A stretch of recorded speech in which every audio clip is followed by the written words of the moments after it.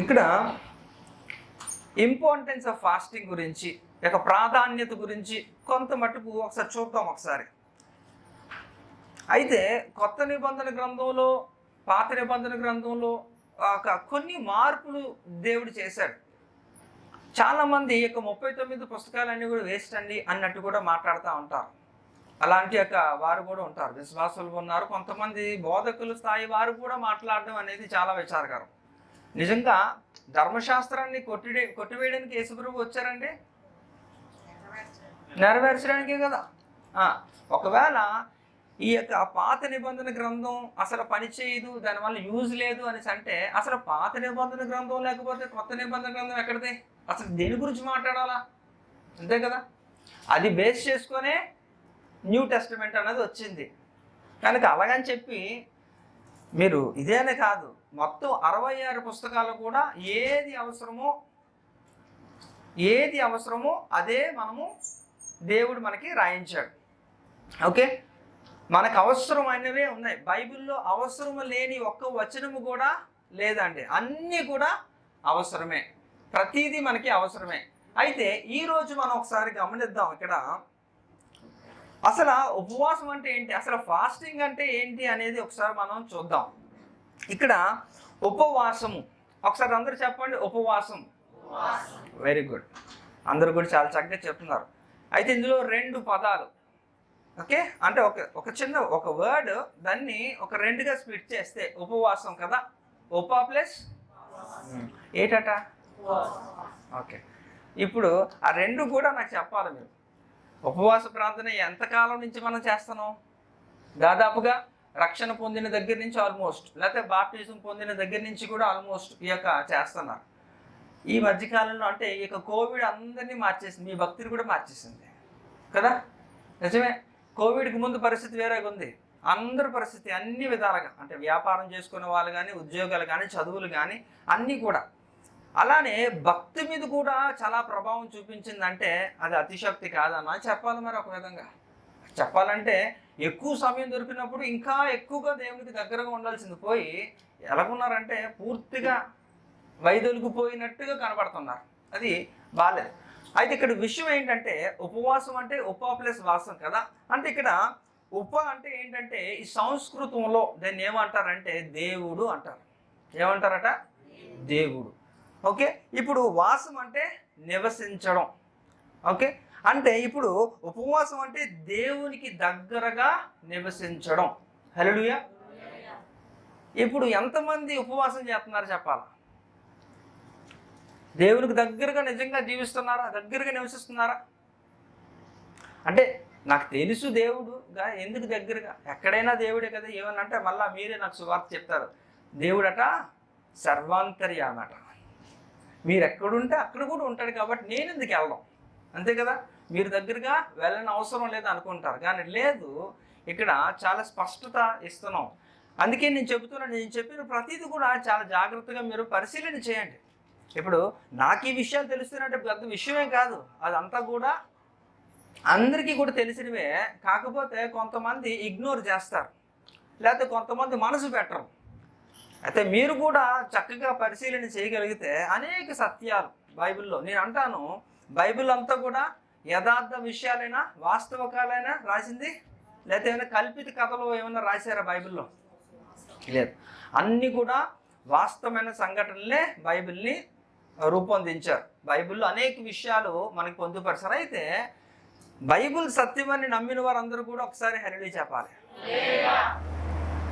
అంటే ఇవన్నీ కూడా నేను చెప్తున్నాను, ఇవన్నీ కూడా భౌతికంగా ప్రాపంచిక ఇక లోక సంబంధమైన వాటివే. ఇవన్నీ కూడా ఏ మాట్లాడుకున్నా అంతే. కానీ ఈ కోరా కుమారులు మాత్రం ఈ విషయాన్ని బట్టి కాదు, వారు ప్రభువు దినం కొరకే ఎదురు చూస్తున్నారు. వాటి నిమిత్తమే ఎవరైతే ఆతృత అనేది చూపిస్తారో, ఆసక్తిని చూపిస్తారో వారి ఎత్తబడే సంఘంలో ఉంటారట. హల్లెలూయా. కాబట్టి ఒక క్రైస్తవులుగా మనం చేరవలసిన స్థలం అదే అంటున్నప్పుడు అక్కడికి వెళ్ళడానికి మనం ఆ రోజు వస్తుందంటే మనం ఎంత ఆనందపడాలి, ఎంత సంతోషపడాలి. అది ఎప్పుడు వస్తుందో అప్పుడు కదా అండి. అప్పుడు ఎవరు ఉంటారు ఎవరు ఉండరు అంటే ఉన్నా ఉండకపోయినా వెళ్ళాల్సింది అక్కడికే కదా. అందులో మార్పు లేదు. మీరు సంతోషంగా లేరు కాబట్టి మీరు అక్కడికి వెళ్ళరా? సంతోషం ఉన్నా లేకపోయినా అక్కడికే వెళ్ళాలి. కానీ వేటి బట్టి, అందుకనే మీరు క్రీస్తుతో కూడా లేపబడిన వారైతే పైనున్న వాటినే వెతుకుతారు, భూ సంబంధమైనవి కాదు. కానీ భూ సంబంధమైన వాటిలోనే మీకు అత్యధిక ఆనందము సంతోషము ఉంది, అవునా? కానీ నేను ఇక్కడ చెప్తున్నాను కదా ఈ విషయాలు. అందుకని ఉపవాసం అంటే ఇక్కడ దేవునికి దగ్గరగా నివసించడం అనేది మనం తెలుసుకుంటున్నప్పుడు, దేవునికి దగ్గరగా ఉంటే ఇంకా నీకేమీ కొదువు ఉండదు, అవునా?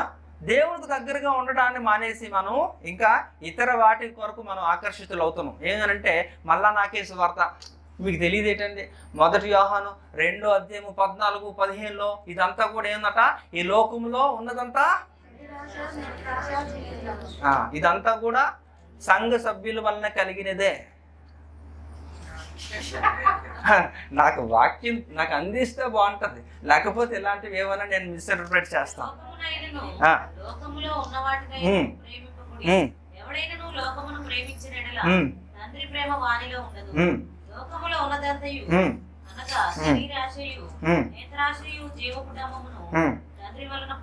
హల్లెలూయా కదా. ఇది తండ్రి వలన అంటే మనల్ని పుట్టించినాక దేవాది దేవుడు సృష్టికర్త దేవుడు వలన అయితే కలిగింది కాదు. అంటే ఈ లోకము అంటే లోకము ఎవరిది? సాతానుది, అంటే వాడిదే. కాబట్టి ఈ లోకములో మనం ఉంటున్నప్పటికీ కూడా మనం ఏం చేయాలట? ఉపవాసం చేయాలట. అంటే ఉపవాసం అంటే ఏం చెప్పాను నేను? దేవునికి దగ్గరగా నివసించడం అంటే ఉపవాసం అంటేనే మీ యొక్క మైండ్లో రిజిస్టర్ అయిపోయింది ఏంటట? అబ్బా అది కాదు, మీరు ముందు అనుకుంటున్నది, నేను చెప్పిన తర్వాత కాదు. ఉపవాసం అంటే మీ యొక్క మైండ్లో రిజిస్టర్ అయిపోయింది ఏంటి? ఇప్పటి వరకు కూడా ఇన్ని సంవత్సరాలు కూడా ఇది కట్ చేయడం, ఇంకా మీ పని మీరు చేసుకోవడం, అంతే కదా. ఇప్పుడు సాధారణంగా చేసిన ఉపవాసాలు అవే కదా. ఇప్పుడు కొన్ని ఒక ఉపవాసాలు మనం చూస్తే భలే ఉంటుంది, ఈరోజు మనం అవే నేర్చుకుంటాం. హల్లెలూయా. కాబట్టి ఇక్కడ ఒక చిన్న వ్యత్యాసాలు చూపించినాక త్వరగా నేను వెళ్ళిపోతాను. మీరు మరీ అంత సీరియస్గా ఉండడం నాకు నచ్చలేదు. హల్లెలూయా. నిజంగా నిజంగా అందరూ కూడా సంతోషంగా ఆనందంగా వింటున్నారా? నేను తెలుగు మార్చమంటారా అంటే నాది అర్థమవుతుందా? నాకు యాక్చువల్లీ ఈ ప్రాబ్లం ఏంటంటే ఒక 3 రోజుల నుంచి కూడా నాకు మౌత్ అల్సర్స్ అయినాయి. ఈ టంగ్ కింద అంతా కూడా చిన్న కురుపులు లాంటివి వచ్చినాయి. కాబట్టి నేను మాట్లాడడానికి నాకు చాలా ఇబ్బందిగా ఉంది. అందుకనే నేను మీ మొహాలు చూస్తుంటే నా బాధ వలన మీకేమైనా బాధ వేస్తుందేమో అనిపిస్తుంది నాకు. బాధపడాల్సింది నేను కదా, అయినా నేను మాట్లాడుతున్నాను కదా. హల్లెలూయా. కాబట్టి నాకు సహకరించారనుకోండి తొందరగా అయిపోద్ది, లేకపోతే అంతే సంగతులు. కాబట్టి ఇక్కడ ఈ పాత రోజుల్లో ఉపవాసం ఎలా చేసేవారు అంటే కూడా మనం తెలుసుకోవాలి కదా. ఈ రాజుల కాలంలో ఉపవాసం ఎలా చేసేవారట అది మన అందరికీ తెలుసు. అది ఎవరైనా చెప్తారా? సరే, అయితే వాస్తవంగా నేను ఎందుకు చెప్తున్నానంటే అందరికీ తెలుసు ఆ జూట్ అనేది ఎట్లా తీస్తారనేది. అయితే తర్వాత దాన్ని ఎట్లా వాడతారు అనేది కూడా తెలుసు కదా. అందరు ఇళ్ళల్లో కూడా మనకి ఏం చేస్తారట, ఇప్పుడు అయితే ఎట్లాంటివి వచ్చాయి, కానీ ఇదివరకు రోజుల్లో అవే వాడేవారు కదా. ఇప్పుడు అంతా ఫ్యాషన్ అయిపోయింది. ఇప్పుడు వాటి మీద ఇంకా వెల్కమ్, థ్యాంక్ యూ ఏవో కూడా అవి కూడా లెటర్స్ కూడా ఉంటున్నాయి. ఇప్పుడు రబ్బర్ కాయర్ మ్యాటర్స్ వచ్చాయి. అప్పట్లో అంతా కూడా ఈ గోనె పట్ట అదే వాడేవారు. అంటే వాటిని దేనికి వాడతారంటే కాళ్ళు కింద కదా, కాళ్ళు కింద వాడేవారు. అలా అంత ఇప్పుడు కాళ్ళు ఎంత ఉన్నతమైనవండి, ఊరంతా తిరిగేస్తూ ఉంటాయి కదా, చెత్తల్లో వెళ్తుంది, అన్నిటిలో కూడా తిరుగుతూ ఉంటారు. అంటే దట్స్ అ లీస్ట్ థింగ్, అది బాగా. కాబట్టి ఈ గోనె పట్టని మీద ఏం చేస్తారట, ఈ కాళ్ళు పెట్టి దాన్ని తుడుచుకోవడానికి వాటికి వాడుతూ ఉంటారు. అయితే ఈ రాజుల కాలంలో ఏం చేస్తారో ఆ గోనె పట్టని ఏం చేస్తారట, అది కత్తిరించి అది ఈ యొక్క వస్త్రాలు తీసి ఆ గోనె పట్టని ధరించి ఇంకేం చేస్తారట, బూడిదని తల మీద పూసుకునేవారు. వారు దుఃఖాక్రాంతులో ఏం చేసేవారట, దేవుని వేడుకునేవారు. ఇది ఒక పద్ధతి, ఇది ఒకటి చేశారు. అయితే ఇది యోనా గ్రంథంలో కూడా మనం చూసాము, మనకి నినేవే విషయాలు అవన్నీ కూడా తెలుసు. అయితే ఇక్కడ విషయం ఏంటంటే ఈ విధంగా చేసేటప్పుడు అయితే ఇక్కడ గోనె పట్ట దేనికి సాదృశ్యం అంటే ఇట్స్ ఆల్మోస్ట్ లైక్ ఏంటంటే అట్స్ హంబుల్నెస్, తగ్గింపుకి సాదృశ్యం. ఎందుకంటే చాలా అలానే ఈ బూడిద కూడా ఈ బూడిద కూడా ఏంటంటే ఆ వచ్చే ఏదైతే ఈ కాల్చి దాని యొక్క శేషం ఏదైతే ఉంటుందో దాన్ని ఏం చేస్తారట బూడిద కింద మనం పరిగణిస్తాం కదా, అది కూడా తీసుకుని ఏం చేస్తారట అలాగా తల మీద వేసుకుంటారు. ఈ యొక్క బూడిద కూడా పనికి రానిది కదా, దానివల్ల మనకి ఏం వస్తుంది, ఎన్ని కోట్లు కలిసి వస్తాయి, ఎవరికి కూడా పనిచేయదు. అయితే ఈ యొక్క బూడిదని కూడా పనికి రాని దాన్ని తల మీద వేసుకోవడం అనమాట. తల మీద వేసుకొని కూర్చొని గోనె పట్ట కట్టుకొని అక్కడ ఏం చేస్తారట అంటే ఈ రెండు కూడా చాలా తగ్గింపుకు సాదృశ్యం అనమాట. ఎంతగా నువ్వు తగ్గిపోయావంటే, అయితే అవన్నీ కూడా వేసుకొని ధరించి దేవుని సన్నిధిలో నువ్వు మొరపెట్టినప్పుడు అంటే దేవా ఐఎమ్ నథింగ్ బిఫోర్ యూ అని చెప్పడం అనమాట. అంటే నేనంటూ ఏమీ కాదు, నేను కూడా even I'm almost equal to the ash and the jute అనమాట. అంటే ఈ యొక్క గోనె పట్టతో ఈ యొక్క బూడిదతో సమానము నేను అని చెప్పడం అనమాట సింబాలిక్గా. అందువలన ఆ విధంగా చేసేవారు. అంటే నీలో అన్నది నేను అనే గ్రేడ్గా చెప్పుకుంటారు కదా, ఆ అహం అనేది ఈ యొక్క ప్రైడ్, ఈ అహంకారము, ఈ యొక్క గర్వము, ఇలాంటివన్నిటిని కూడా ఇంకే మాత్రం కూడా నీలో లేదు అని సూచిస్తుంది అనమాట. ఆ విధంగా ఆ మధ్యకాలంలో ఇప్పుడు కాదు కానీ ఒక గత 3-4 సంవత్సరాల కిందట కూడా ఒకసారి ఎక్కడో ఒక ఆయన ఏదో స్టేజ్ మీద కూడా కావలసుకొని ఒక గోనె పట్ట తెచ్చుకొని ధరించుకొని పెద్ద బూడుదు ఒక గోనె బస్తాలతో ఈ యొక్క బూడుదును కూడా తెచ్చి అందరి ముందు స్టేజ్ మీద వేయించుకొని అబ్బో చాలా చేశారు, చాలా దుమారం రేగింది వాటి గురించి కూడా. అంటే ఆయన మంచి ఉద్దేశంతో చేయాలనుకున్నాడేమో కానీ బట్ అది చాలా మందికి అభ్యంతరకరంగా ఉంది, చాలా మాటలు వచ్చినాయి. అంటే అది it should come with in your self అనమాట. అంటే అది మీ యొక్క హృదయ అంతరంగం నుంచి పుట్టాలి, అంతేగాని అది చూపించుకోవడానికి అట్లాగా చేయడం అనేది పద్ధతి అయితే కాదు. వాస్తవంగా ఈ ఉపవాసం గురించి మత్తయి సువార్త 6వ అధ్యాయంలో చాలా స్పష్టంగా ఏ విధంగా చేయాలనేది కొన్ని యొక్క విషయాలు కూడా మనం తెలుసుకున్నాం. కాబట్టి ఇక్కడ ఇప్పుడు తీయద్దామా, నేను చెప్తాను, ఎందుకంటే వేరే విషయాలు మాట్లాడాలి కనుక ఇవాళ ఈ విధంగా. అయితే ఈరోజు ఉపవాసం అలాగే చేయాలని రూల్ మనకి లేదు, అది నేను చెప్తున్నాను. ఇప్పటి వరకు కూడా మీరు అనుకుంటున్నది ఏంటంట, తిండి తినేసా తిండి తినకుండానా అని ఇదొక లాంటి యొక్క మీకు హృదయంలో ఉండిపోయింది. కానీ ఇప్పుడు కొన్ని విషయాలు మనం తెలుసుకుంటాం. ఇలా చేస్తే ఉపవాసం అని చాలామంది భ్రమపడతా ఉంటారు. అవన్నీ కూడా పూర్తి స్థాయిలో కాదని మాత్రం నేను మీకు చెప్తున్నాను. అయితే ఇక్కడ ఉపవాస ప్రార్థన చేయాలి అంటే మొట్టమొదటిగా ఉపవాసం అంటే ఏంటో కూడా మనము తెలుసుకోవాలి. అంటే వాటి యొక్క మూలాలు కూడా తెలుసుకోవాలి. అంటే అవి అసలు ఏంటి, ఎక్కడ ప్రారంభమైంది, ఇవన్నీ కూడా మనం తెలుసుకుంటే తప్ప మనకి అర్థం కాదు. కాబట్టి పరిశుద్ధ దేవుని మనం ఆరాధించాలంటే ఫస్ట్గా మనం ఏం చేయాలట, మనకి కూడా పరిశుద్ధత ఉండాలి, అంతే కదా. 1 పేతురు 2వ అధ్యాయం 9లో మనకు తెలుసుకున్నాం ఏంటట, అయితే మీరు చీకట్లో నుండి ఆశ్చర్యకరమైన తన వెలుగులోనికి మిమ్మల్ని పిలిచిన వారి గుణాతిశయములను ప్రచురము చేయ నిమిత్తము చాలు. గుణాతిశయములు ఏంటవి? గుణాతిశయములు అంటే ఆయనకున్న అనేక ఒక క్యారెక్టర్స్లో ఇది ఒకటి చాలా ప్రత్యేకమైనది అని కూడా మనం విన్నాం, పరిశుద్ధత కదా. ఆయన పరిశుద్ధుడు కాబట్టి ఆయన యొక్క పరిశుద్ధత మనలో కనపడాలి కాబట్టి అందులో కూడా ఇది ఒక విషయమే ఏంటది, పరిశుద్ధత. కాబట్టి పరిశుద్ధ దేవుడిని మనం ఆరాధిస్తున్నప్పుడు మనము కూడా పరిశుద్ధత కలిగి ఏం చేయాలి, ఉపవాస ప్రతిష్ఠత మనం చేయాలి, అలా ఉపవాసంలోకి వెళ్ళాలి. కాబట్టి మనము కూడా ఇక్కడ 2 విషయాలు కూడా తెలుసుకోవాల్సిన విషయం ఏంటంటే, ఒకటి మనం పరిశుద్ధమైన దేవుడిని మనం ఏం చేస్తున్నాం, ఉపవాస ప్రతిష్ఠ మనం చేసేటప్పుడట మనము కూడా శుభ్రముగా ఉండాలి, ఇంకా పరిశుభ్రముగా ఉండాలట. చెప్పాలి 2 మాటలు కూడా, శుభ్రము పరిశుభ్రము.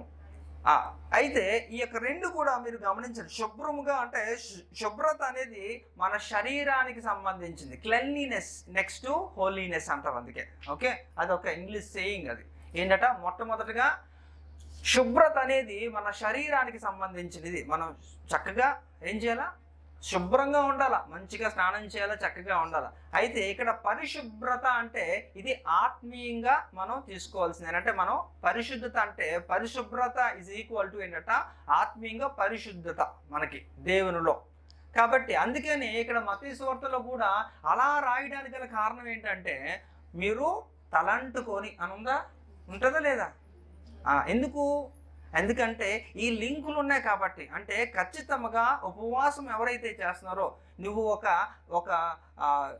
ఒక సీఎంని కలవడానికి వెళ్ళాలనుకున్నారనుకోండి, మీకు అపాయింట్మెంట్ ఇచ్చారు, మీరు ఏం చేస్తారు? సీఎంని కలవాలన్నప్పుడు మీరు ముందుగానే అపాయింట్మెంట్ తీసుకున్నప్పుడు ఏం చేస్తారు? ఒక వారం రోజులు స్నానం చేయకుండా వెళ్తారా? ఏం చేస్తారు? మీ దగ్గర స్నానమే కాదు, ది బెస్ట్ కాస్ట్యూమ్స్ కదా, అంటే మంచి డ్రెస్సింగ్ ఉంటుంది.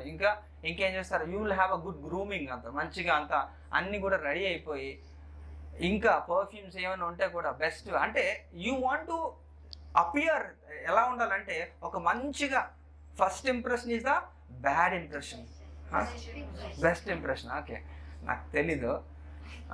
కాబట్టి అంటే మొదటి యొక్క లుక్లోనే ఏమైపోవాలట? సీఎం గారు కుర్చీ నీకు ఇచ్చేయాల కదా. అంటే ఒక మంచి ఒపీనియన్ రావాలి నీ మీద నేను చూసినప్పుడు. కాబట్టి అందుకే ఇక్కడ మరి సీఎం దగ్గరికి వెళ్ళడానికి ప్రయత్నించినప్పుడే ఇన్ని యొక్క ఆలోచనలు మనం కలిగినప్పుడు, ఈ యొక్క సృష్టిని సృష్టించిన ఈ యొక్క బ్రహ్మాండమును చేసిన దేవుడి దగ్గరికి వెళ్తే మనం ఎలా ఉండాలండి? ఎలా ఉండాలి? పరిశుభ్రంగా ఉండాలి. శుభ్రత మాత్రం లేవవసరం లేదు, శుభ్రం కూడా ఉండాలి. అందుకనే ఈ 2 మాటలు చెప్పేసి ఏంటంటే శుభ్రత. ఈ మాటలు హాస్యాస్పదంగా తీసుకుంటుంటారు చాలా మంది కదా, శుభ్రత పరిశుభ్రత అని ఏదో మాట్లాడుతూ ఉంటారు. కానీ వాస్తవంగా 2 కూడా మనకి అవసరము కావాలి. కాబట్టి ఈ విధముగా మనం ఏం చేయాలట? దేవుని యొక్క సన్నిధికి వెళ్ళాలి. అయితే బైబిల్లో there are too many controversies ఉన్నాయన్నమాట. అంటే అనేక వైరుధ్యాలు ఉన్నాయి. ఒక దగ్గర ఈ విధంగా చెబుతారు, ఇంకొక దగ్గర ఆ విధంగా. అయితే సందర్భాలు వేరు. అది తెలుసుకోకుండా అన్నిటికీ కూడా ఇదే అంటే అన్నిటికీ అది కాదు. అన్ని జబ్బులకి ఒకటే టాబ్లెట్ ఇటే కాదు కదా. వివిధ రకాలుగా నీ యొక్క బాడీ విధానాన్ని బట్టి, నీ యొక్క ఎత్తు ఒక బరువును బట్టి అన్ని విధాలుగా వారు నిర్ణయిస్తారు. కాబట్టి ఇక్కడ నేను చెప్పిన మాట ఏంటంటే ఈ యొక్క శుభ్రంగా ఉండాలి, పరిశుభ్రంగా ఉండాలి అన్న మాట. ఎందుకంటే చాలామంది ఏం చేస్తారంటే ఈ విధంగా చెప్పారు కదండి అనేసి అంటే కరెక్టే, ఈ విధంగానే వాక్యం చెబుతుంది. దేవుడు అంతరంగాన్నే చూస్తాడు, పై రూపాన్ని చూడ్డు. అంటే నువ్వు దిగంబరగా వెళ్తావా? వెళ్ళరు కదా. అంటే మీకు వ్యత్యాసం అర్థం అవడం కొరకు చెప్తున్నాను. అంటే you need to know your standards అనమాట. మీరు ముందుగా ఏం చేయాలట? మీరు ఏ విధంగా ఉండాలి? ఇతరులకు అభ్యంతరకరంగా మీ యొక్క వస్త్రధారణ కానీ ఇతర పనులు కానీ కనబడకూడదు. అది మనుషులకే కాదు, దేవునికి కూడా, కనబడిన దేవునికి కూడా నువ్వు అంతే భయభక్తులు కలిగి ఉండాలి. అంతే కదా. మరి యేసుప్రభు గారు ఒక మంచి మాదిరి మనకి లూకా సువార్త 2వ అధ్యాయం 52వ వచనంలో మంచి క్వాలిటీస్ అక్కడ ఏంటవి? వయస్యందు, జ్ఞానమందు,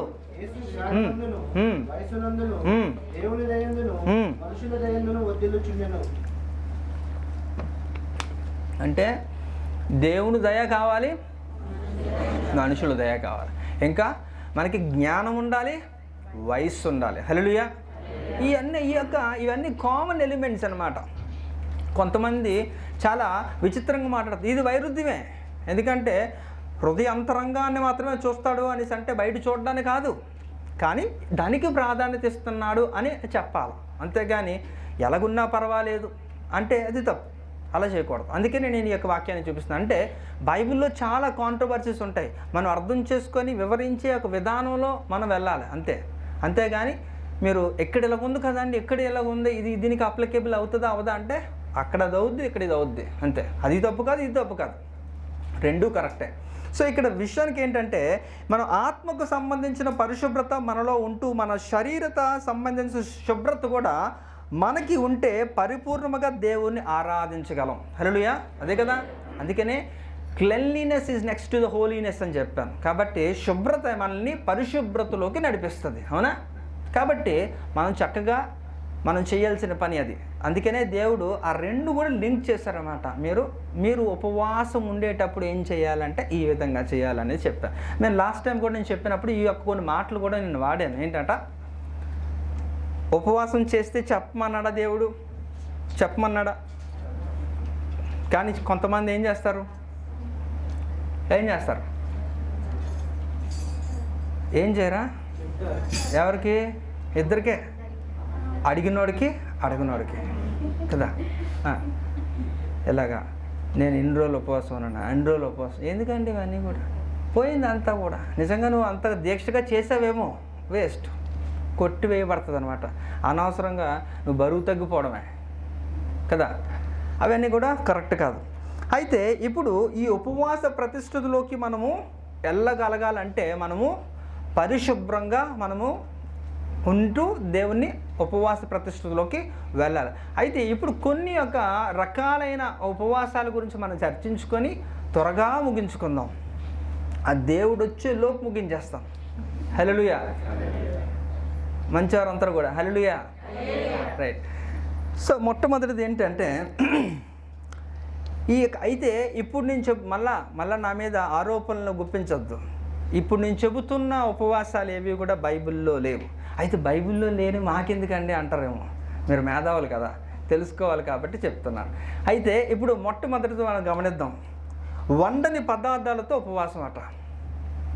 చెప్పాలి ఇప్పుడు ఏంటో. వండని పదార్థాలతో ఉపవాసం. భలే చెప్పారు, చాలా కరెక్ట్ చెప్తారు. కరెక్ట్, అవును. ఫ్రూట్స్ ఎవరు వండుతారేంటి? వండుతారా? ఉండరు. అవి ఎవరు కూడా చేయరు. వండని పదార్థాలతో ఉపవాసం అంటే ఉపవాసం అంటే ఆహార పదార్థాలకు బదులుగా ఇక్కడ ఏంటట, పండ్లు, కాయగూరలు, ఇంకా జ్యూసెస్, ఇవన్నీ కూడా ప్రకృతిలో సహజ సిద్ధంగా పుట్టినవి, అంతే కదా. ఇవి ఎవడకు తయారు చేయడు, దేవుడు తప్ప. అయితే ఇవేవి మీరు వండకుండా అలాగ తినేస్తారన్నమాట. ఇదొకటి ఏంటంటే వండని పదార్థాలతో ఉపవాసం ఉంటారట. ఇదొక బ్యాచ్, ఫస్ట్ది. ఓకే.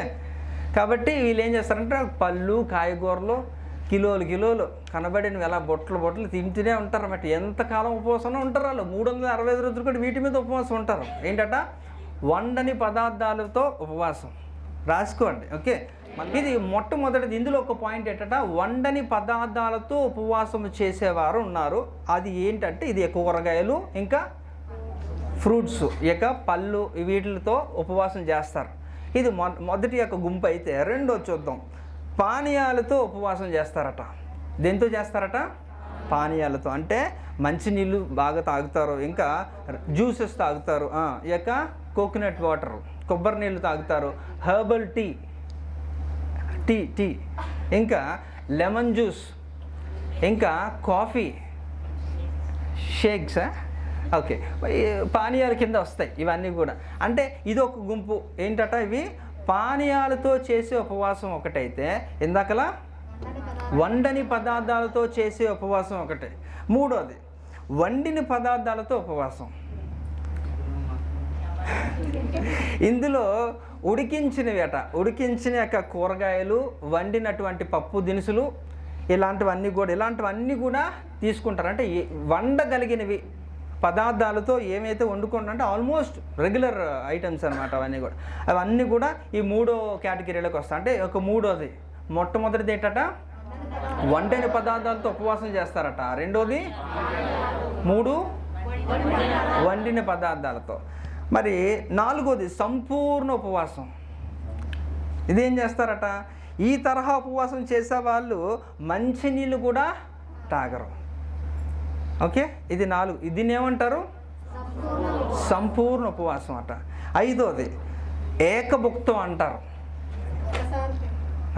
కదా. అంటే ఆ బ్యాచ్లో నుంచి వచ్చావు కదా, రైట్. అయితే ఒక పూట మాత్రమే, 3 times అ డే కదా. 3 times అంటే 3 పూటలు భోంచేసేది ఏదో ఒకటి. అయితే మార్నింగ్ బ్రేక్ఫాస్ట్ చేస్తారు, 2 meals స్కిప్ అవుతాయి, లంచ్ డిన్నర్ పోద్ది. లేకపోతే లంచ్ చేశారనుకోండి, బ్రేక్ఫాస్ట్ పోద్ది, డిన్నర్ పోద్ది. ఒకవేళ డిన్నర్ చేశారనుకోండి, బ్రేక్ఫాస్ట్ పోద్ది, లంచ్ పోద్ది. అంటే ఏకభుక్తం అంటే 1 meal in a day. అది దాన్ని ఇంకొక విధంగా కూడా ఇంగ్లీష్లో అంటే పార్షియల్ ఫాస్ట్ అంటారు దీన్ని. ఒకటి ఇది. ఐదోది, ఇదొక బ్యాచ్. ఇంకొకటి 6ఓది నిరాహారం అట. ఇది చెప్పాలి నాతో పాటు. నిరాహారం అంటే దీంట్లో 2 పూటలు తింటారట. అయితే పాలు, పండ్లు మాత్రమే తీసుకుంటారట. ఇది ఇందులో. ఓకే, అయితే వండనివి ఏమాత్రం ముట్టుకోరు ఇందులో. మళ్ళీ చెప్తున్నా, ఇందులో 2 పూటలు తింటారు, అది కూడా వండని, అంటే వండనివి ఏమాత్రము తినరు. వండనివి, ఓకే, సారీ వండినవి కదా, వండినవి ఏది తినరు, వండనివి తింటారంటే పళ్ళు, కాయగూరలు, లేకపోతే ఈ యొక్క ఇందాక నేను చెప్పిన మిల్క్ ఇలాంటివన్నీ ఇవి తీసుకుంటారు. 7th నక్తం అట. దాన్ని ఏమంటారు? నక్తం. నక్తం అంటే ఇది చాలా విశేషమైనది ఈ యొక్క ఉపవాసం. ఇందులో ఏం చేస్తారట, ఉదయం నుంచి పాలు పలహారాలు సేకరించి ఇవన్నీ కూడా రెడీ చేసుకుంటారు. సాయంత్రం అయినప్పుడు బయటికి వెళ్ళిన తర్వాత అలా చూస్తారట, ఆకాశంలో నక్షత్రాలు అన్నీ కూడా వాటిని చూసి అప్పుడు శుభ్రం కుమ్మేస్తారు. వీళ్ళంతా రెడీ చేసుకున్నాక మార్నింగ్ నుంచి ఇవన్నీ కూడా ఈ ఆకాశంలో నక్షత్రాలు చూసిన తర్వాతే భోంచాడు. దీన్ని ఏమంటారు? నక్తం అంటారు. ఈ యొక్క 7 రకాల ఉపవాసాలు ఇవన్నీ కూడా. అయితే ఈ విధమైన ఉపవాస దీక్షలు ఎవరు చేస్తారంటే లోకములో ఉంటున్న అన్యులు పాటిస్తారు. ఓకే, అయితే మీరు కూడా అన్యులు అయిపోయి ఉంటారు ఈ పాటికి కదా. ఇప్పుడు నేను చెప్పిన దాంట్లో ఏదో ఒక దాంట్లో తగిలిపోయి ఉంటారు. మీరు బయట చెప్పలేకపోతున్నారు. 3, 2, 1, 4 ఏదో లెక్కేసుకుంటారు, ఉంటుంది ఎక్కడో ఖచ్చితంగా. నేను మళ్ళా చెబుతున్నాను, నేను అందుకే స్టార్టింగ్ కూడా ఒక మాట చెప్పాను ఏంటంటే ఏవి కూడా బైబిల్లో లేనివి అని చెప్పాను నేను. బైబిల్లో ఈ తరహా ఉపవాసాలు ఉంటాయి అనేది రాయలేదు, లేదు. ఇది అందరూ కూడా, ఇవన్నీ కూడా లోకస్తులు, అన్యులు ఇది పాటించే ఉపవాసాలు. ఇప్పుడు మనం గమనిద్దాం ఏంటి ఎగ్జాక్ట్గా అనేది. అసలు మన దేవుడు చెప్పిన ఉపవాస ప్రార్థనలు ఇవేనా కాదా? ఈ యొక్క 7 రకాలు మనం ఏదైతే మాట్లాడుకున్నామో, డిస్కస్ చేసుకున్నామో, దేవుడు వీటిని చేయమన్నాడా? లేకపోతే ఈ విధముగా మనం ఎవరన్నా సరే ఒక్కటన్నా సరే ఇందులో బైబిల్లో రాయబడిందా? చెప్పాలి.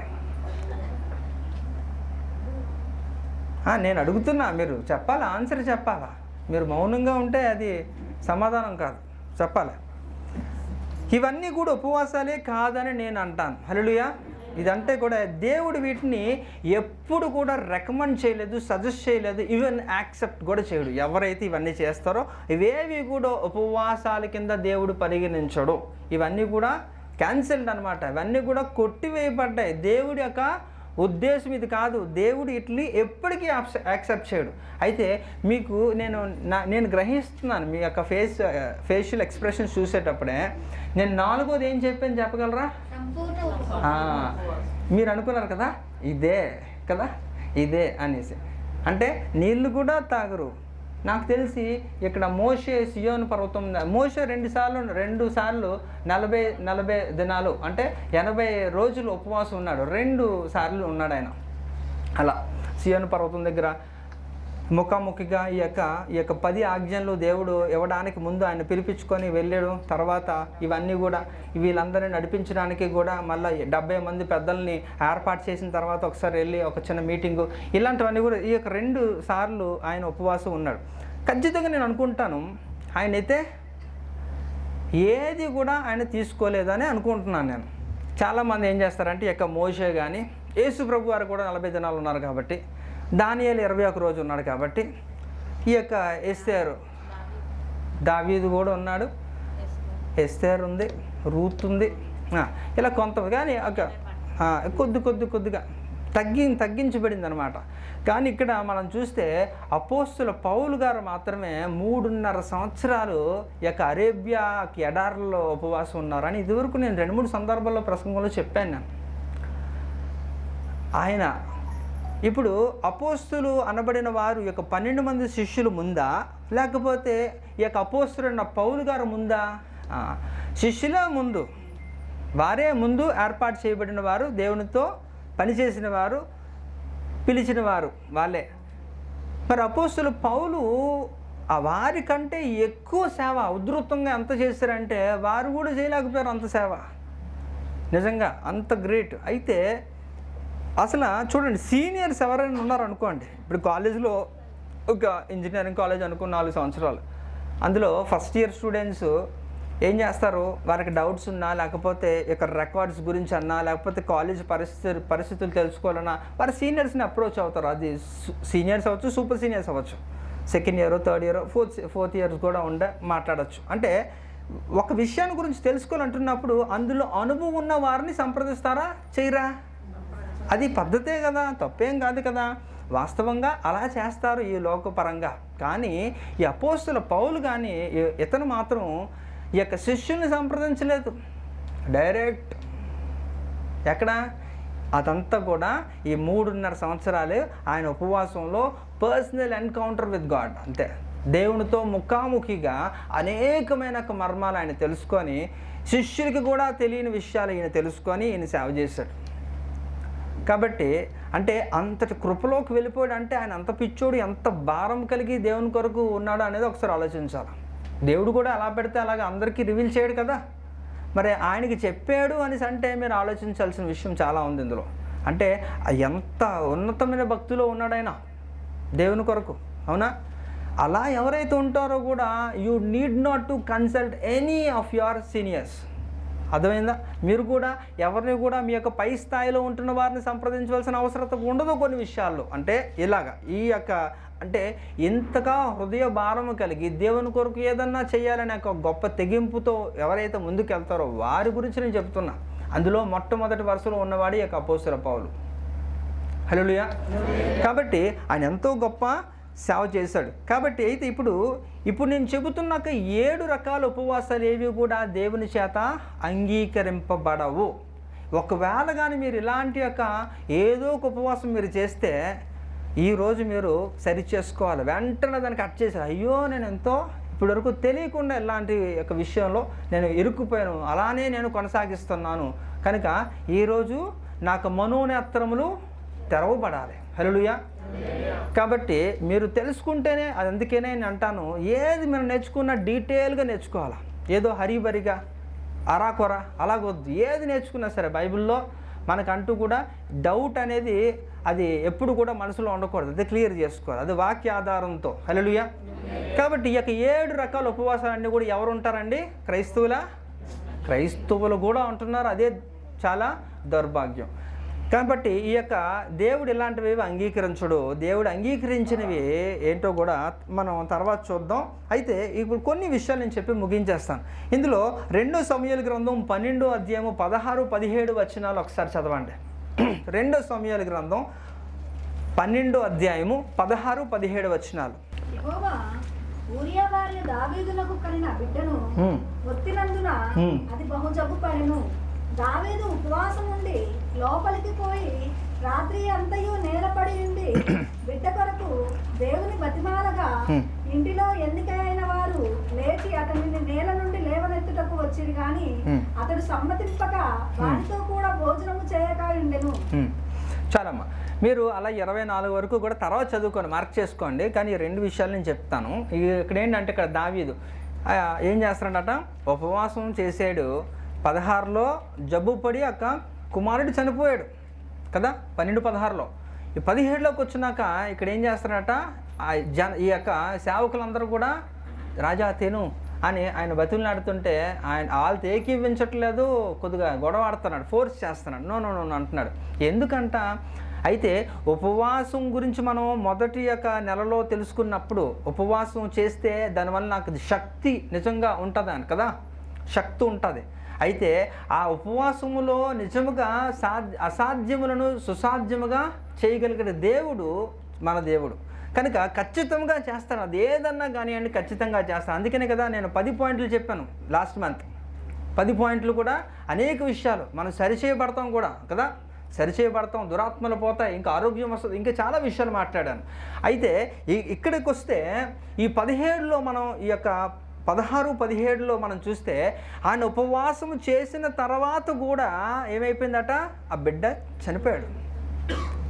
అంటే ఇక్కడ దేవుడు అంగీకరించలేదు. ఎందుకు అంగీకరించలేదు? ఎందుకంటే అందుకే చెప్పాను, పరిశుభ్రత. అర్థమైందా? అంటే ఆత్మ సంబంధంగా. అంటే ఇక్కడ ఆయన శుద్ధంగా లేడు, ఆయన అపవిత్రుడైపోయాడు. అంటే దేవునికి ఆయన దూరంగా ఉన్నాడు. ఎందుకంటే దేవుని చిత్తములో లేని ఊరియా భార్య విషయంలో ఆయన చేసినందుకు ఆయన ఇక్కడ ఫెయిల్ అయిపోయాడు. ఇక్కడ ఆయన ఉపవాసమే చేశాడు. దేవుడు ఉపవాసానికి ఎంతో ప్రాధాన్యత ఇచ్చాడు. నినేవే పట్టణవాసులు దేవుని ఉగ్రత రావడానికి దేవుడే నాశనం చేస్తారంటే వీరంతా కూడా ఏం చేస్తారు? ఈ యొక్క యోనా మాట చెప్పినప్పుడు, మాట విన్నప్పుడు గోను బట్ట ధరించుకొని బూడిద రాసుకొని వాళ్ళంతా కూడా ఏం చేస్తున్నారు? ఉపవాసం ఉండి ఈవెన్ జంతువులు కూడా నీళ్లు ఆహారము కూడా ముట్టలేదనే యొక్క యోనా గ్రంథంలో మనం చదువుకున్నాం. ఎంతగా చేశారు, దేవుని యొక్క కరుణను పొందుకున్నారు. అవునా? కానీ ఇక్కడ ఈయన కూడా ఉపవాసం చేస్తున్నాడు, కానీ ఇక్కడ దేవుడు యాక్సెప్ట్ చేయలేదు. అది అన్నమాట డిఫరెన్స్. మీరు తెలుసుకోవాలంటే నీలో పాపం ఉండి నువ్వు ఉపవాసం చేస్తే అది అంగీకరింపబడదు. హల్లెలూయా. కాబట్టి అలాంటి ఉపవాసాలు దేవుడు అంగీకరించడు. ఇందాకలు చెప్పిన 7 రకాలైన ఉపవాసాలు కూడా అంగీకరించబడవు. కాబట్టి ఇందాకలు మీరు అనుకుంటున్నారు ఒక డౌట్, 4వది సంపూర్ణ ఉపవాసం కదండి, అది సూపర్ కదండి, అలా చేస్తే ఇందాక మీరే చెప్పారు కదా మోషే కూడా నీరు కూడా తాగకుండా చేసి ఉండొచ్చు అంటే అవునండి. కానీ మీలాగా ఎవరైతే సంపూర్ణ ఉపవాసం అంటే ఈ యొక్క ముస్లిమ్స్ బాగా చేస్తారు, ఆ రంజాన్ ఈద్ ఇలాంటి వాటిల్లో ఎంత ఘోరంగా చేస్తారంటే వారు ఉమ్ము కూడా మింగకుండా కఠినంగా చేస్తారు. చాలా కఠినమైన ఉపవాసం వాళ్ళు చేస్తారు. అయితే వారికి నిజ దేవుడు తెలియదు, మనకు తెలుసు. అయితే మనము చేయవలసింది ఏంటంటే ఇక్కడ ఇప్పుడు జనాలు కూడా 4వది కూడా సంపూర్ణ ఉపవాసం అంటే ఎలా చేస్తారంటే నీళ్ళు కూడా తాగరు, అలా ఎలా చేస్తారు. కానీ దేవుని సన్నిధిలో కూర్చోరు, దేవుని దగ్గర వారు గోజాడరు. అంటే నీ పనికి నువ్వు వెళ్ళిపోతూ ఉంటావు, నీ కాలేజీకి నువ్వు వెళ్ళిపోతూ ఉంటావు, నీ ఉపాధికి నువ్వు వెళ్ళిపోతూ ఉంటావు. అంటే దీన్ని ఉపవాసం అన్న. అందుకే లాస్ట్ వీక్ కూడా నేను లాస్ట్ మంత్ చెప్పినప్పుడు కూడా ఒక పాయింట్స్ రేస్ చేశాను. ఏంటంటే నువ్వు దేవుని సన్నిధిలో మత్తయి సువార్త 6వ అధ్యాయం 16, 17 ఇవన్నిటిలో కూడా మనం చదువుకుని ఏ విధంగా చేయాలనేది కదా. రహస్యముగా ఏం చేయాలట? వెళ్ళిపోలేక మన గదిలోకి వెళ్ళి తలుపు వేసుకొని మనం ప్రార్థన చేస్తూ దేవుని సన్నిధిలో కూర్చొని మనం చేయాలి. రోజంతా కూడా మనం అదే ధ్యానించాలి. అంతేగాని నీవు పేరుకే ఉపవాసం అంటే నువ్వు అది చెప్తున్నాను కదా మీకు ముందు నుంచి ఒకలాంటి యొక్క మనసులో పడిపోయిన ముద్ర ఏంటంటే ఉపవాసం అంటేనే ఆహారాన్ని నియంత్రించడం, అంతే కదా, కట్ చేసేది పూర్తిగా అనేసి అనుకుంటున్నారు. కానీ ఆ ఉపవాసాలు కాదు. కనుక ఇలాంటి ఉపవాసాలు దేవుడు యాక్సెప్ట్ చేయడు. అయితే ఇది ఒక కారణం. అయితే ఇర్మియా గ్రంథం 14వ అధ్యాయము 11, 12 వచనాలు కూడా చూడండి ఒకసారి. ఇర్మియా గ్రంథం 14వ అధ్యాయం 11, 12 వచనాలు. మరియు యెహోవా నాతో ఇట్లనెను, వారికి మేలు కలుగునట్లు ఈ ప్రజల నిమిత్తము ప్రార్థన చేయకుము. వారు ఉపవాసం ఉన్నప్పుడు నేను వారి మొరను వినను. వారు దహన బలి అయినను నైవేద్యమునైనను అర్పించినప్పుడు నేను వాటిని అంగీకరింపను. ఖడ్గము వలనను క్షామము వలనను తెగులు వలనను వారిని నాశనము చేసేదను. హల్లెలూయా. ఇదేంటండి ఎంత కాంట్రవర్సీ? ఎక్కడేం అంటున్నాడు? ఇక్కడ ఇందాకలా అది ఎందుకు యాక్సెప్ట్ చేయలేదో చెప్పాను. ఇక్కడ కూడా వీళ్ళు ఉపవాసం ఉంటున్నా ఇక్కడ యాక్సెప్ట్ చేయను అంటున్నాడు దేవుడు. అంటే ఉపవాసం అంటే నీకు నచ్చినట్టుగా నువ్వు చేయడం కాదు, దానికి ఒక పద్ధతి ఉంటుంది. ఆ పద్ధతిలో చేస్తేనే యాక్సెప్టెన్సీ ఉంటుంది అనమాట. అంటే మనం ఏం చేయాలట? ఇతరులతో గొడవ పెట్టుకోవడం, బూతులు మాట్లాడడం, పిచ్చి పిచ్చిగా తిరగడం, దేవుని సన్నిధిలో కూర్చోకపోవడం, కేవలం మీరు ఒక్కటే చేసేది ఏంటంటే తిండి మానేస్తున్నారు. దాన్ని తిండి మానేస్తే that is not at all called as fasting, but it is called dieting అని చెప్పాను మీకు కదా. అది ఫాస్టింగ్ అనరు, దాన్ని ఏమంటారు? డైటింగ్. అంటే సన్నబడ్డానికి దేవుని పేరు వాడతావా? వాడతారు. అలాగా చాలా తప్పదు.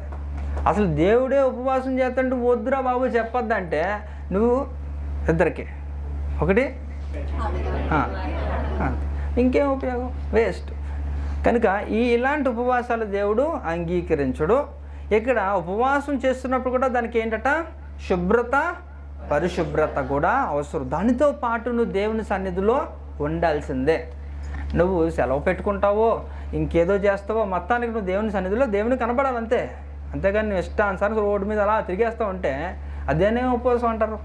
అది ఇట్ ఈస్ నాట్ యాక్సెప్టెడ్. కానీ ఎక్కడ కూడా అలాంటి ఉపవాసం నేను విన్ను, నాకు వద్దు అంటున్నాడు. అదే ఈ యొక్క ఇర్మియా గ్రంథంలో చెప్తున్నాను. కాబట్టి నువ్వు తినకపోవడం వలన దేవునికి ఏమీ ఉపయోగం లేదు. అర్థమైందా? దేవుడు, మీరు ఈ విషయాన్ని కూడా మీకు చెప్తాను, ఇది కూడా క్లారిటీ తీసుకోవాలి మీరు. ఎందుకంటే దేవుడు ఎప్పుడు కూడా మీ ఖాళీ కడుపును చూడాలనుకోడు, గుర్తుపెట్టుకోవాలి. Okay, God will never see your empty stomach. He doesn't want. ఆయన చూడ్డు, ఆయనకి ఇష్టం లేదు. నీ యొక్క ఖాళీ కడుపును చూసి ఆయన ఆనందపడిపోతాడు, నువ్వు బాధపడిపోతుంటే ఆయన ఆనందపడతాడా?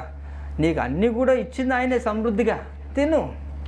కానీ దేవుని సన్నిధిలో కూర్చొని చేయాలి. యాక్చువల్గా తినడానికి ఉపవాసానికి సంబంధం లేదు. నేనేం చెప్పాను? ఉపవాసం అంటే ఫస్ట్ చెప్పిన డెఫినేషన్ ఏంటి?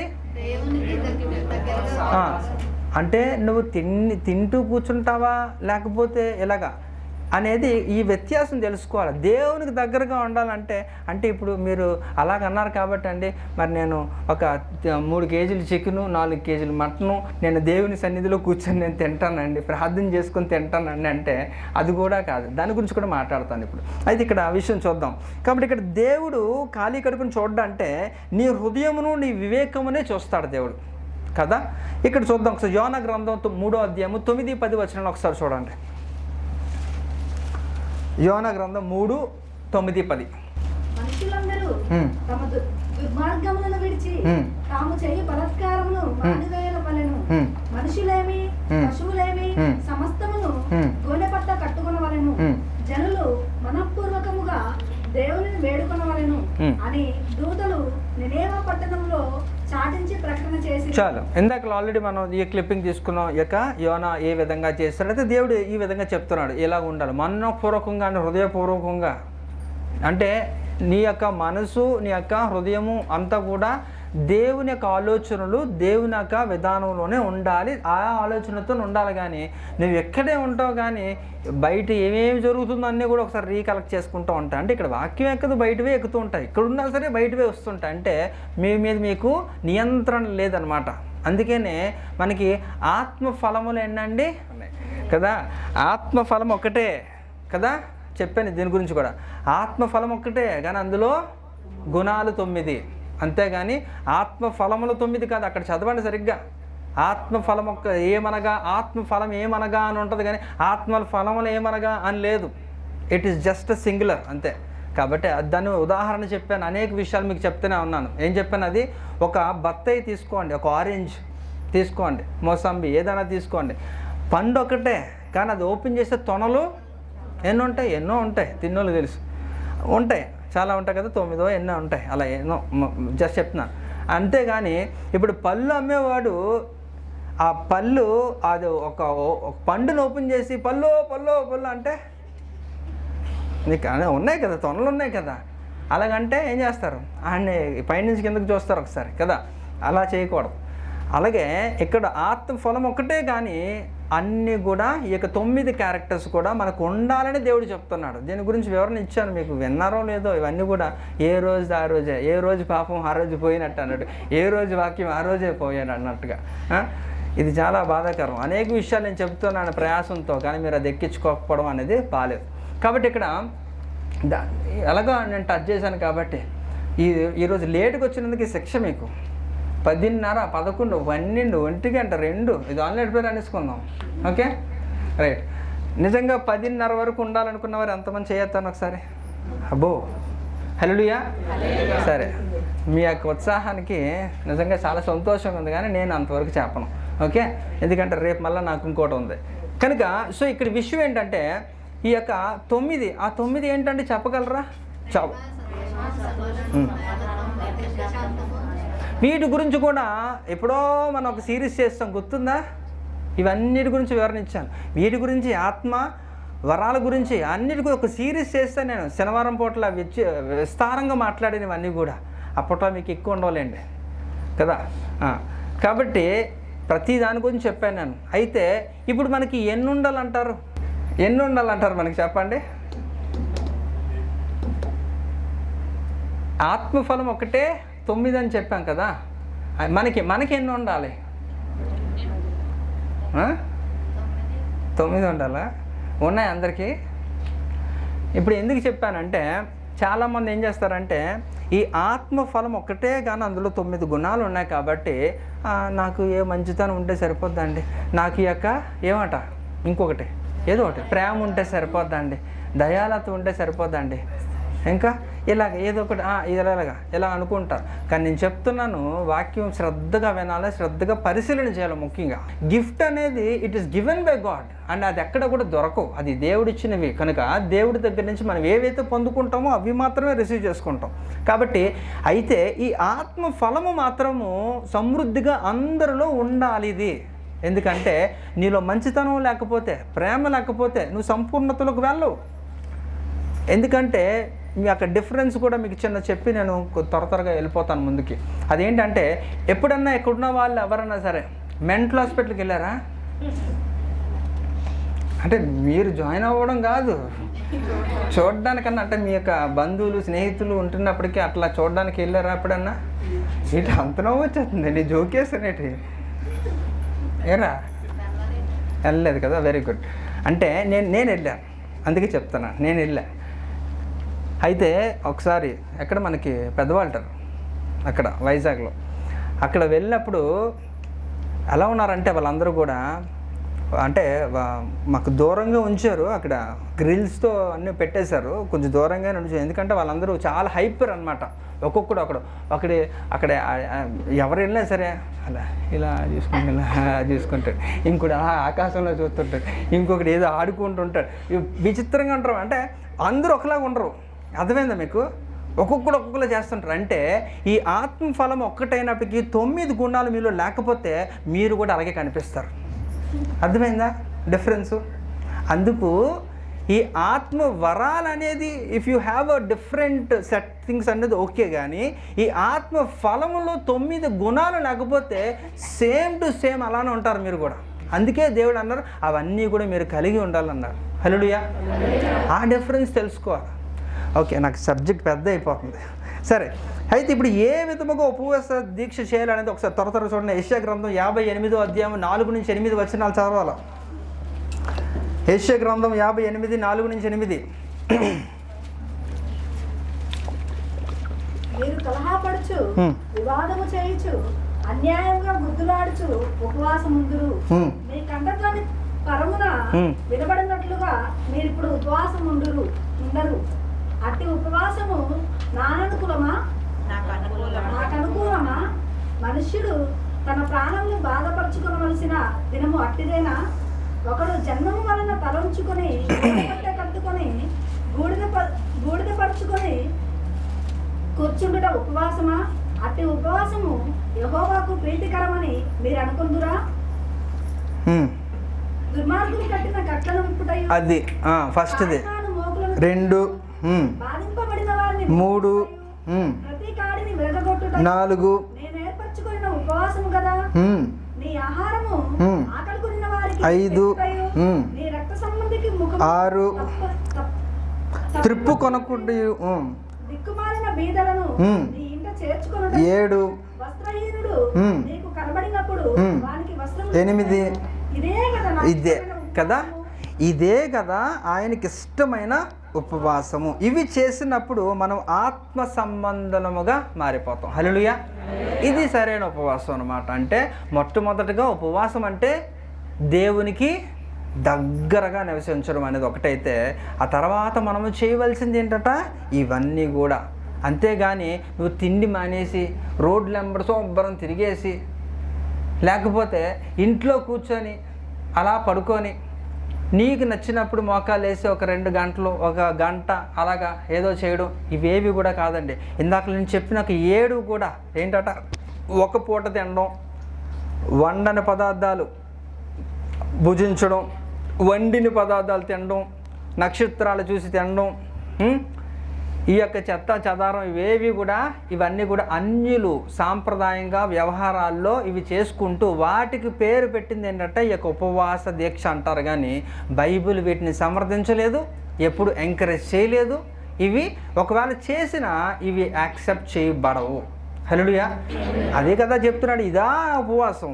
ఎందుకంటే గుద్దులాడుకుంటారు. ఉపవాసం ఉంటున్న వారు కూడా వారు ప్రశాంతంగా ఉండకుండా వారు ఏం చేస్తుంటారట, పిచ్చి పిచ్చి వాదనలు, ఇతరులతో గొడవలు, ఇవన్నీ కూడా ఆడుతూ ఉంటారు.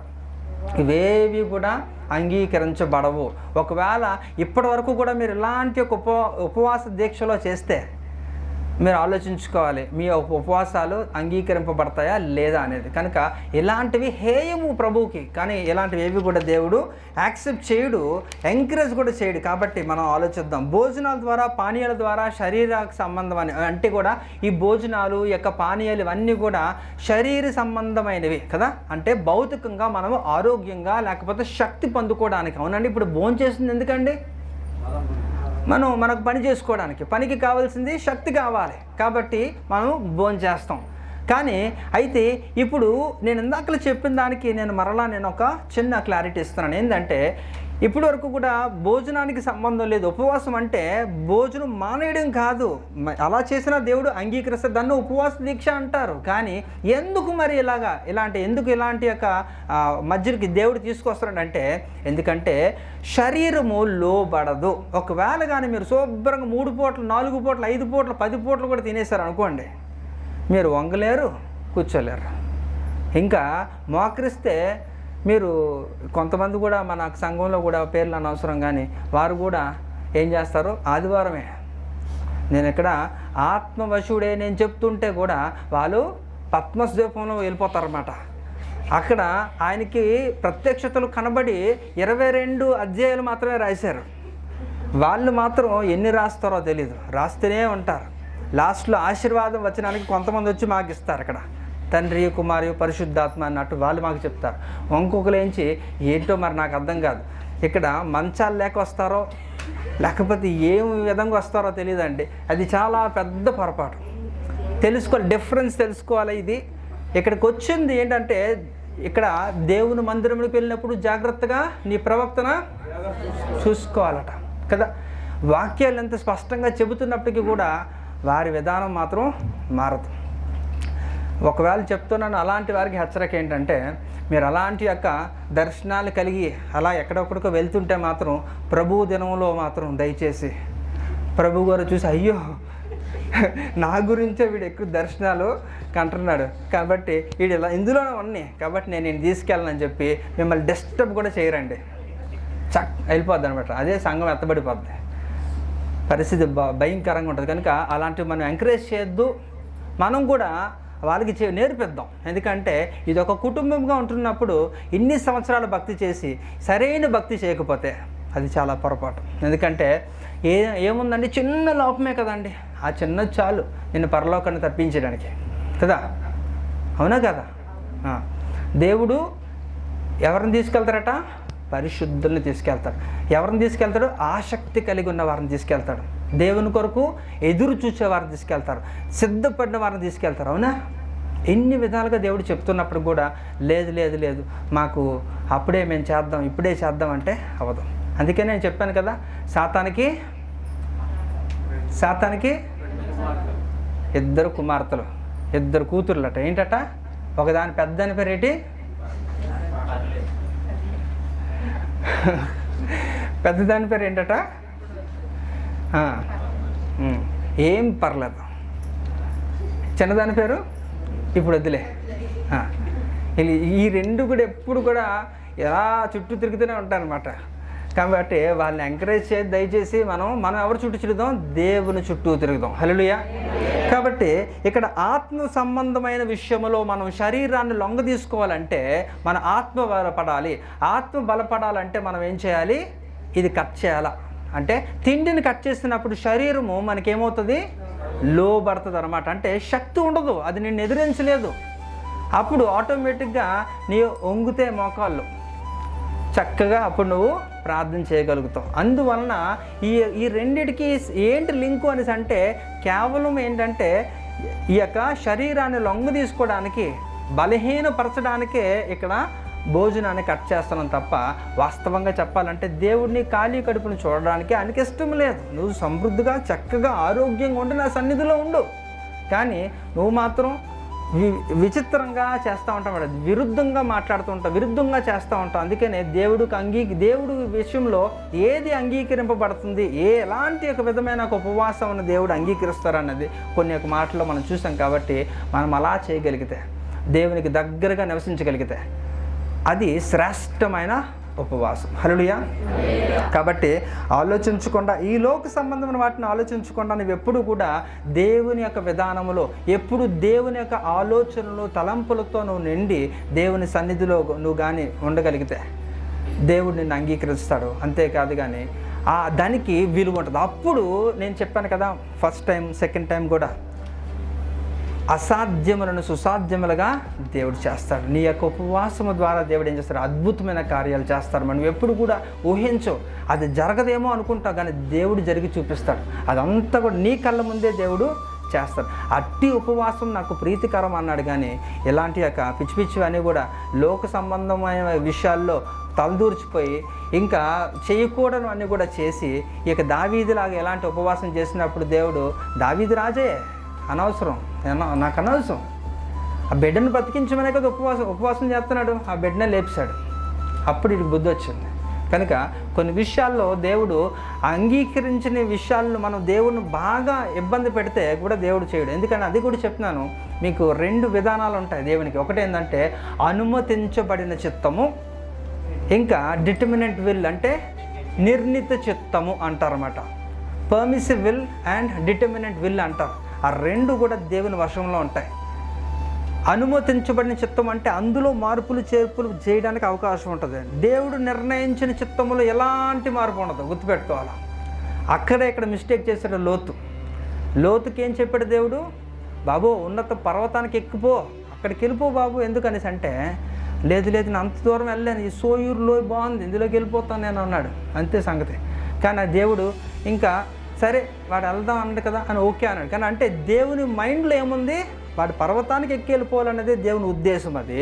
కానీ దాన్ని నువ్వు రివర్స్ చేద్దాం అనుకున్నావు, చేసావు. దాని యొక్క పరివసనం అమ్మోనియులు మోయోబీయులు అయిపోయింది సంతానం. ఇక దేవునికి వ్యతిరేకమైన 2 జనాంగాలు పుట్టుకొచ్చే వాటిని సంహరించడానికి అనేక సంవత్సరాలు పట్టింది అని లేపేశాడా ఫైనల్గా. అంటే దేవుని చిత్తములో లేనిది ఎప్పటికీ జరగదు. ఎన్ని సంవత్సరాలన్నా సరే అది దాన్ని నాశనమే చేస్తాడు. ఇది తెలుసుకోవాలి అందరూ కూడా. ఇలా మాట్లాడుకుంటూ పోతే మనకి సమయం ఎక్కువైపోద్ది. మనకి ప్రార్థన కూడా కొన్ని అంశాలు ఉన్నాయి కూడా. కనుక మనం ఇదన్నీ కూడా మంచి ఆత్మ సంబంధమైన ప్రార్థనలు, వర్తమానాలు అన్నీ కూడా మనం ఆత్మ సంబంధమైనవి మనం ఏంటంటే ఇవన్నీ కూడా బలం పొందుకోవడానికి, మనం ఇవన్నీ కూడా బలము పొందుకొని దేవునికి దగ్గరగా నివసించి ఆయన యొక్క చిత్తాన్ని మన జీవితంలో నెరవేర్చడానికి మనం సంపూర్ణంగా ఆయనకి అధికారానికి లోబడాలి. అది నిజమైన దేవునికి ఇష్టమైన ఉపవాసము. హల్లెలూయా. కాబట్టి మరి వచ్చే నెలలో నేను ఎలా చేయాలి ఉపవాసం అనే దాంట్లో చెప్తాను. ఇది మేము చెప్పే ప్రతిదీ కూడా చాలా ఇంపార్టెంట్. అవన్నీ కూడా మీరు జ్ఞాపకం పెట్టుకోవాలి. రాసుకున్న వాళ్ళు రాసుకోవచ్చు, కానీ మాకు తెలియదు అన్నట్టు కొత్త ఫేస్ వేసి చూడద్దు దయచేసి. ఓకే, మరి ఈ యొక్క వాక్యం మీ వెనుకల్లో ఫలించును గాక. మనకు ప్రార్థన చేసుకొని ఆ తర్వాత విజ్ఞాపనలో కొన్ని ప్రార్థనలు కొన్ని అంశాలు బట్టి మనం చేసుకొని మనం ఇక్కడి నుంచి వెళ్దాం. అందరూ కళ్ళు మూసుకోండి. మరి యొక్క ఉపవాసం గురించి మనం తెలుసుకున్న విషయాలను బట్టి అసలు ఉపవాసం అంటే ఏంటి, ఎలాంటి యొక్క ఉపవాసాలు ఈ యొక్క లోకం అంతా కూడా ఆచరిస్తుంది, అట్టి ఉపవాసాల దేవునికి ప్రీతికరమా కాదా అనే విషయాలు కూడా మనం తెలుసుకున్నాం ఈరోజు. దేవా, అనేక సంవత్సరాల నుంచి ఉపవాసం అంటే మాకు ఒకలాంటి యొక్క ముద్ర పడిపోయింది నాయన, మేము ఇదే సరైన ఉపవాసం అనుకుంటున్నాం. కానీ ఈరోజు మీరు ఈ వాక్యంతో తేట తెల్లముగా మాతో మీరు మాట్లాడి ఉన్నారు నాయన. ఉపవాసం అంటే ఏ విధముగా చేయాలి, ఉపవాసం ఎలాంటి ఉపవాసాన్ని మీరు అంగీకరిస్తారు అనే విషయాలు మేము తెలుసుకున్నాం. సరైన పద్ధతిలో మా భక్తి సాధన మేము కొనసాగించడానికి అట్టి కృపను మాకు దయచేయని చెప్పి మీరు నిర్ణయం తీసుకొని ఆ నిబంధన చేసుకున్నప్పుడు ఖచ్చితంగా దేవుడు దాన్ని స్థిరపరుస్తాడు.